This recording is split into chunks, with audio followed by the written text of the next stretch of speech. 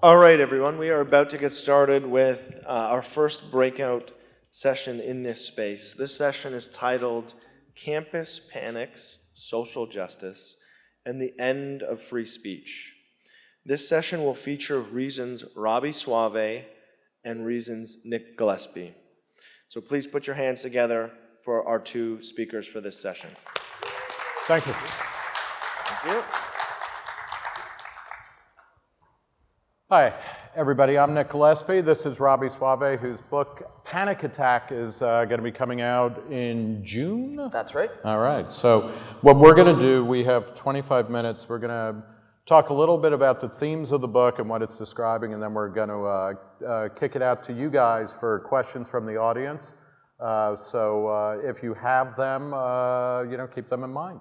Okay. So let's start, Robby. Give me the elevator pitch of the book. What is it about, and what are you hoping to accomplish through it? Sure. It's a survey of the kind of political movements of the Trump era. I've done interviews with Me Too activists, with the resistance, with Black Lives Matter folks, everyone involved in the kind of activist movements that are in the news these days. And I pay special attention to some of the battles on campuses that concern issues of free speech and due process and political correctness and identity politics, these things that have attracted so much media attention over the last couple of years. So, and I've interviewed actually a lot of the activists to kind of understand where their hostility to some of the values that we care about as libertarians, like free speech, like liberalism broadly defined, come from.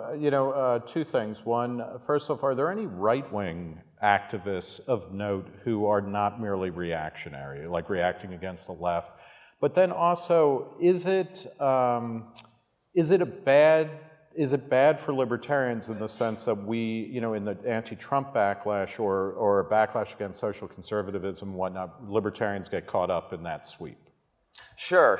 I mean, I do pay some attention in the book. I have a chapter on the alt-right, for instance, as a sort of recent phenomenon, as an example of right-leaning identitarianism that actually has some similar themes as the far left, and there's some interesting overlaps, actually.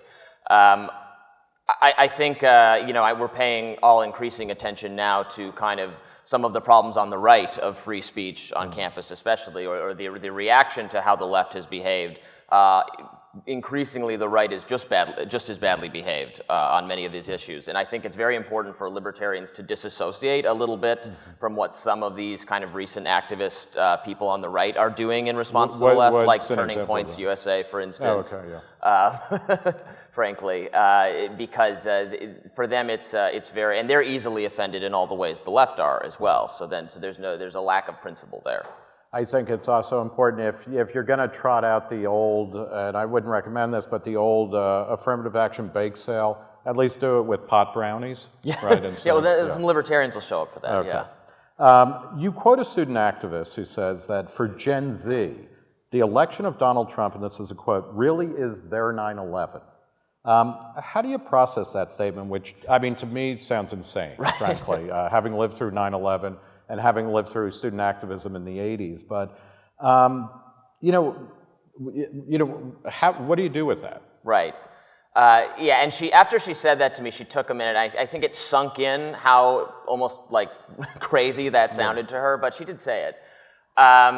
There's a class of activists who view Trump as not just lousy in a lot of ways, but just like the end of the world. The apocalypse has arrived.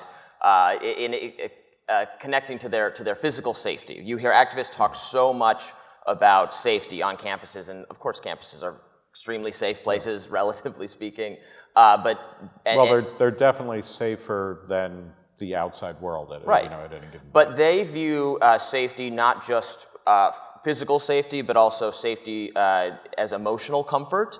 That was the most sort of recurring theme when I talk to young people about how they define safety. So for them, these free speech questions, there's an ideological component, but in so many cases it's, look, if you're going to bring someone to campus who is going to say something that causes the marginalized people in this community to feel emotionally uncomfortable, then it's as if you are introducing violence. You are throwing the first punch. So us shutting down Charles Murray or Ben Shapiro or whoever it is is self-defense. We are protecting people from the violence of words. And there's no interest in drawing a distinction. Say you say somebody like Ben Shapiro and Charles Murray, and whatever else you can say about Charles Murray, and Reason over the years, and me personally, I've had disagreements with him. Right. But he's an actual, a PhD who is doing serious academic-related work. There's no distinction made between, say, like a Milo or an Ann Coulter and a Charles Murray, or somebody who might be controversial, but he's working on a different level. I would say that drawing careful distinctions between these things is not a common trait of the activist class. I mean, I went to the University of Michigan a year or two ago for research for the book when Charles Murray was speaking, and to see how the student, and I have tons of disagreements with him, and actually there was a brief period of time where a student challenged him, and they had a really interesting back and forth, but most of it was they were shutting off the lights and they projected white supremacists behind him, and it was juvenile, it was horrible. You write, reflexive opposition to speech is perhaps the most noticeable quirk of the new left, misunderstood though it is. In researching your book and in your experiences, where did you locate the origin of that, reflexive opposition to speech? Because this is, and again, just, thinking back to the histories that I've read and graduate professors I had who came out of places like Berkeley in the 60s, in the 80s, people disagreed, and there were, campuses, everybody wanted to shut down and occupy a building. I mean, that was like, a bigger deal than losing your virginity or something. Right. But, the idea of free speech was like, you went to the university, you went to college in order to engage in shouting matches with people that you disagreed with, not shutting them down. Where's the origin? In the 1960s, the far left student group invited an actual Nazi to campus to speak. They dressed up in full Nazi regalia to advertise the event, and the guy spoke. Nobody heckled him, they laughed at him, and there was no, no one lost their minds, and he was done speaking, and then he went away, and that was it. I mean, can you imagine, and that was only like 20 years removed from the threat of Nazism. Can you imagine anyone trying to do that today? Campus would be shut down. Yeah. There would be days of mourning. So there's over the decades, there has been a move away from viewing speech, free speech, as a value of the left. So many of the activists actually think free speech has never helped progressive causes. Free speech is bad. And there's a sort of safety component, like I discussed previously, and there's an ideological component. I think a lot of sort of thinking in the academy around critical theory, around the ideas of Herbert Marcuse, who had the repressive tolerance essay in the 1960s. I think just now there was a critical mass, perhaps, of this kind of learning having taken place on campus. It's kind of fantastic. I know Alan Kors and Harvey Silverglade, who started FIRE, who wrote The Shadow University, they talked a lot about how Marcuse's idea of repressive tolerance, the idea that if you allow free speech, you actually are perpetuating status quo, which is just god-awful. They said that even by the 90s, people were no longer citing Marcuse, but that idea had kind of like entered into, it was in the soil and the water and the air, so it's just out there. Right. In your chapter on the Democratic Socialists of America, who seem to be on a roll in many ways, you note that they see capitalism as the evil that empowers all the other evils, such as sexism and racism and classism. Where did they get their ideas from? And what is a way to engage them productively? I mean, they're the ones that descend most closely from what we would think of as the old new left, or whatever you want to call them. I mean, they have Marxist ideas, but they're actually often in tension with some of the other kind of branches on the tree of activism and intersectionality, because they view class struggle and economic struggle and the evils of capitalism as the root of all these social problems. And then you'll have other activists who are like, well, no, I'm animated by race issues or gender issues or trans issues or disability issues or mental health issues. And they're like, no, our activism should really be about economic struggle. I mean, you saw that in the kind of Bernie versus Hillary sort of fights that took place in 2016, the kind of more close to the old left anti-capitalists and some of the kind of new intersectional flavoring. For a while, I mean, Bernie kind of figured out how to work this in, but he was attacked by Black Lives Matter. He was kicked off the stage at his own rally by Black Lives Matter. And he was by far the most progressive on Black Lives Matter issues of the Democratic candidates. But he talks more about class rather than identity, cultural or ethnic identity. So one of the things that I like to think about when we're engaging people is talking, persuading, like being persuasive rather than simply being expressive, you know, because, and this is what, Turning Point USA does a great job of just trolling people or saying, well, this is what we believe, screw you, we're they're not trying to persuade anybody. Right. What have you found are, what are tactics that allow libertarians or, to start meaningful conversations that don't simply end into, I'm a pure libertarian, I'm a pure, Marxist or identitarian or whatever. Right. Have you found anything that is, where you can actually start a meaningful conversation or dialogue? I think it would be great if non-leftist students, whoever they are, when they are inviting speakers, if they could invite someone other than the same 4 speakers who are there only for the purpose of getting shut down and having some ridiculous spectacle. Also, events that are structured as debates between 2 sides often produce interesting conversations, and also the students who are... So you have a Nazi and a Stalinist. Right, there you go. Yeah. So nobody... Okay. But in all honesty, the students who are inclined to shut down these kinds of events are less likely to do so if they see that there's someone on stage who's going to challenge the perspective that they don't like. Also, I think we should just, libertarians are so well positioned to co-host events and dialogues on single issue causes where we share agreements with the left on criminal justice reform, on drug reform, on things like that. One of the challenges for that is the left now is so on campus. The idea of intersectionality is so important, which actually lends itself to not including people who don't agree with everything the kind of most doctrinaire leftist person does think. They say, we don't want to work with you unless you're with us on every single one of these issues, and that creates problems for them because even in their own coalition, so few people, can check every box. Then you start getting into, well, if you're against anti-Semitism but you're pro-Palestine, I mean, this is the kind of thing that has brought down the Women's March this year. So it's difficult. But there are places that we could have conversations. Let's open it up to questions. We have a mic in the audience. Please raise your hand if you have a question. All right, and let's go right here. We'll start and work our way over and then maybe back. I didn't notice this giant timer here. Yeah. Hi. So my question is really quick. You guys are touching up on it right now. I wonder if we could just dive a little bit deeper. Do you think that intersectionality is going to be the curse for, let's say, the rabid left? Is there any hope in that? In the fact that they're eating themselves, so they might just open it up to start bringing people over to the movement, the reasonable guys, I guess?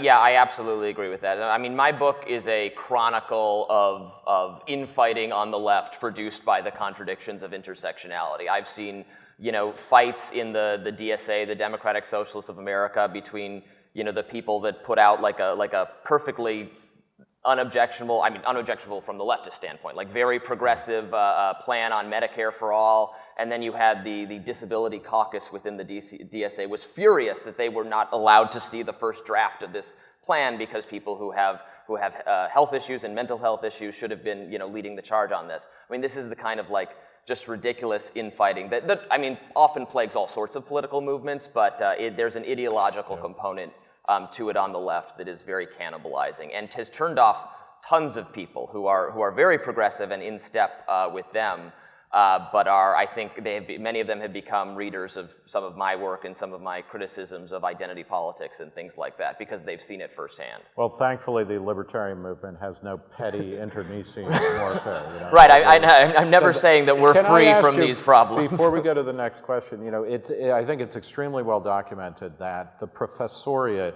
has, over the past 20 or 30 years, gone from being kind of center liberal, center left to, people on the left among professors, much more represented. Are students actually changing that much, or is it more that there are small but vocal groups? Or is there a way to measure that? Yeah, I do not believe the number of very sort of censorship-inclined shutdown students, I don't think their numbers have actually increased, maybe even whatsoever. The only thing that has really changed is their power to sort of influence the campus conversation. They, in the last couple of years, have just become much more emboldened, and no one stops them when they shut down Heather McDonald or Charles Murray or whoever it is. That's been the struggle. Let's go to next question. Hi, good morning. I am Beatrice Wynn. I work for University of Maryland, the School of Business, one of the Ed Snyder Center for Enterprise and Markets. And pretty much I will be curious to hear your thoughts about how can we promote some of the schools and the universities that are really opening the door for free speech. Last year at University of Maryland, in partnership with the Steamboat Institute, we launched a debate between Nigel Farage and Vicente Fox. It was well attended. The president of the university spoke about that. If we are not allowing this type of debate on the university, we haven't done our job to opening your mind for free ideas. So I would love to hear your thoughts about how can we do that? How can we find pockets in universities where our faculty like myself and also staff members that will just open the doors for students to really see both sides and encourage that, because unfortunately, I am just disappointed that I only hear that academia is just not the space for free ideas. And I am witnessing the opposite. So I would love to hear your thoughts about what can we do. Well, that sounds like a great event. Like I alluded to earlier, I think events that are structured as debates are far more likely to be successful in the moment we're in. I do think the faculty broadly are our allies in these free speech questions. I don't criticize the faculty all that much. I mean, there are some professors who have given intellectual support to the kind of shutdown culture or whatever you want to call it, but many of the professors I talk to are just terrified of their students. Even the far left professors, when I talk to them in private, they are terrified that their students are going to file complaints against them or get them in trouble some way for having crossed the students. And unfortunately, there's become all these sort of administrative protections, even some of them forced on campuses by the federal government, that make it easier for these students to go after the professors. So I actually think it's an opportunity for maybe leftist professors to become more affectionate toward libertarianism. If libertarians are the one defending professors and defending professors' rights and the right to kind of run your classroom the way you want. That also means that we got to stop the snide comments about sociology and literature and all of that. I mean, just saying like, oh, why are we even teaching this, et cetera. Right, and we have to stop maybe publishing articles like, oh, my professor said something anti-religious, how dare they? It is, I know that people like Camille Paglia and Jonathan Haidt and others have talked about how over the past several decades, for a variety of reasons, professors kind of evacuated. They used to run the university, the faculty senates, et cetera, were really powerful in setting the tone and what went on. And for a variety of reasons, partly because they don't want to be administrators or managers, but they evacuated that space, and then you have administrators, things like residence life, that have really grown and take over a lot of the burdens of the contours of a campus. And the number of these people there are so many administrators on campus it's grown. Days. I know Jay Green at University of Arkansas has done a study. He was using a couple schools in Arizona where tenure track lines are down almost across the board in every school. Administrative posts are through the roof. Next question. Hi, my name is Porter, and I'm from Atlanta, Georgia. I was just wondering, why is it that you guys think now, if it's a new phenomenon, that administration is kind of bowing down to these far-left students that are trying to shut other groups down? Why is it now that the administration is kind of losing their power? Why are the administrators losing their power? Or not even necessarily losing their power. Why are they bowing to their Why are demands? they caving in? Exactly. Well, I mean, think about it from the administrator standpoint. What is ideal for the administrator? Everyone being quiet, everyone kind of shuffling to their class, and no one feeling upset, no one complaining. Everything just kind of moving in harmony. So they don't want to. They worry it's going to look bad if they punish students or they do. So they want to let the radical students do their thing and not step on their toes and not get themselves subjected to criticism or whatever they're going to get. I mean. I think they are perhaps in ideological sympathy to some degree. I mean, they also, what is their job but to kind of foster a safer, broadly defined, or a more comfortable environment? That's what they do. Do you have a sense that they're caving in more or less? I mean, there's a long history of cowardice by college presidents and college administrators. During the Vietnam War, there were a lot of teach-ins, they were called, and it was often the case that administrators would cave into political pressure and fire professors who engaged in that kind of stuff, and they still do that too. And they cave, they cave the other way too. Then they'll sometimes they disinvite people on both sides. Could you very quickly tell one of the great cave stories of the past few years was when Robby is an alumni or an alumnus of University of Michigan, but they were going to show American Sniper in the campus movie theater, and then what happened? Right. The Muslim Student Association complained that the movie was anti-Muslim. I don't know that it is. I've never actually seen it, but I think it's sort of a criticism of the war. It is one of the most, trying anyway to be one of the most profound anti-war statements and anti the Iraq War in particular. The students protested it, so instead of showing it, they showed the movie Paddington, which is about the talking bear for kids. So. Which seems like an even up trade. They're both violent. I mean, they've got that going for it. Next question. There we go. Yeah, now, let's bring the mic up front. Yeah. Hi, my name is Chris. I'm from Westchester University of Pennsylvania. And I'm curious to how often is it that the students come into the schools with these kind of intersectional social justice ideas, and how often are they coming in and then being taught them and sort of, for lack of a better term, radicalized at the institution? For example, at my university, we have to take a diversity course, and the course I chose was ethics, and it seemed much more like I was trying to be being indoctrinated rather than being taught a bunch of ethics. And should we, as well, for a follow-up, try and say, get courses like maybe an economics course as a course that students should be required to take in like freshman year or so? Right, or maybe even high school would be better, then it wouldn't be too late. So that's an important question and a hard one to answer quickly. I think in a lot of cases... Let's just say right now, no, not an economics class, okay? Like, don't make mandatory economics in freshman year. Make something like reading. I don't know. No, I think a high school economics class might be no classes. Let kids not go to school. I'm sorry, but with his question, no, you know what? There was a time where you basically got to pick your college courses, and the idea of a core curriculum or tons of required courses wasn't the standard. And it was better, to be quite honest. But do students show up kind of on the nutsy lunatic fringe of leftism, or do they get radicalized? They do not. So they do not speak the language of those things. They don't know the terminology. They'll learn that perhaps in campus. But I do think some of them have grown accustomed to a kind of emotional comfort that school teaches from a very young age now. I mean, these are the kinds of things that our colleague Lenore Skenazy talks about, and that Lukianoff and Haidt talk about in their book, The Coddling of the American Mind.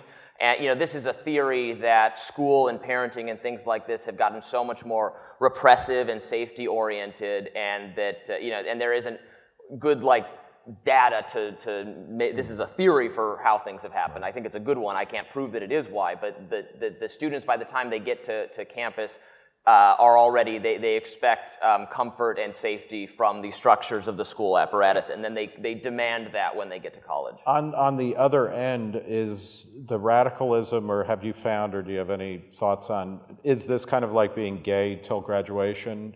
I mean, are they radical during their college years, and then when they go out in the world, they kind of go back to something more moderate? It's not like that, no. I mean, so many of these people I talk to, and again, I'm talking to the activists. I'm not, plenty of people at the campus are just there to learn and then go on and get a good job and live productive lives, divorced from politics, and God bless them, and I'm sure that's a healthier choice. But the activist class, many of them, they don't want to stay on campus. They want to go work for companies, for tech companies, and change the culture of the firm from within. And it's very easy to imagine them successfully weaponizing sort of laws around equality and harassment the way they've done this on campus to the detriment of free speech. They could easily do that. Everything's in place that you could do that at business and disrupt kind of the functioning of the firm from within.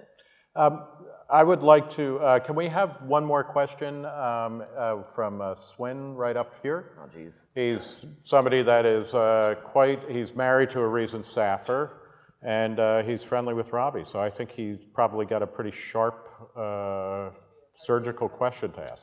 How's it going, Robby and Nick? Love you, Swin. For the numerous student and youth activists you've talked to for your upcoming book, everyone pre-order the book on Amazon. Panic attack. Exactly.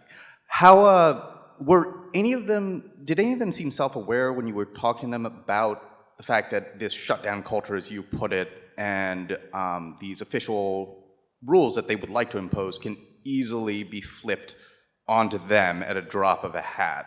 Yeah, especially if they're on the left. And this isn't abstract. We see this happen a lot with like left-wing pro-Palestinian BDS activists. I guess the second part of my question is, how much of that do you focus on in your upcoming book? Because if I recall correctly, you've written about the anti-BDS stuff on college campuses, and you have actually held the thesis that you do not believe it is as bad as the other stuff that you're writing about. And I would like to know if you still hold that conclusion, because a lot of the rejoinder from left-wing activists and journalists is, oh, this is the actual anti-free speech thing on college campuses. Well, and they're right in many cases. I mean, there are so many, and I've documented them, and I continue to document them today, cases of conservatives shutting down speech on campus of people they don't. I mean, the problem is just as bad on that side too, and I do talk about that in the book.